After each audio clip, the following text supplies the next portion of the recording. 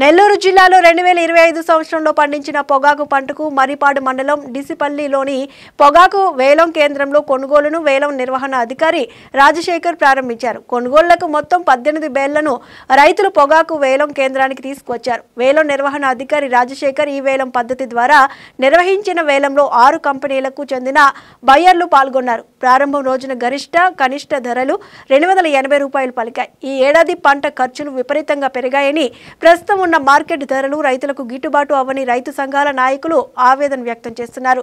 రైతులకు కనీస మద్దతు ధర కల్పించాలని వారు కోరుతున్నారు. డీసీపల్లి పొగాకు వేలం కేంద్రంలో పొగాకు వేలం ప్రారంభించబడింది. ఈ డీసీపల్లిలో ఈరోజు 18 బేళ్ళని మనం రైతులు తీసుకురావటం జరిగింది. 18 బేళ్ళు హైయెస్ట్ ప్రైజు 280 రూపాయలుగా ఇచ్చారు కంపెనీలు. లాస్ట్ ఇయర్ గత ఏడాది స్టార్టింగ్ ప్రైజు 230 రూపాయలు, ఈ సంవత్సరం 280 రూపాయలు. అంటే గత సంవత్సరంతో పోలిస్తే దాదాపు 50 రూపాయలు అధికంగా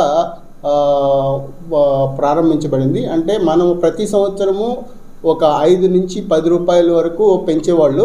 ఈ సంవత్సరం మాత్రం ఒక 50 రూపాయలు పోయి గత ఏడాది మీద ఒక 50 రూపాయలు పెంచడం జరిగింది. అంటే ఖర్చులు కూడా రైతులకు అలాగే పెరగడం జరిగింది. పోయినసారి 230 రూపాయలు ఏదైతే ప్రారంభించారో అది దాదాపు 360 రూపాయల వరకు బ్రైట్ గ్రేడు అమ్మటం జరిగింది. ఈ సంవత్సరం కూడా 280 రూపాయలు ప్రారంభించారు.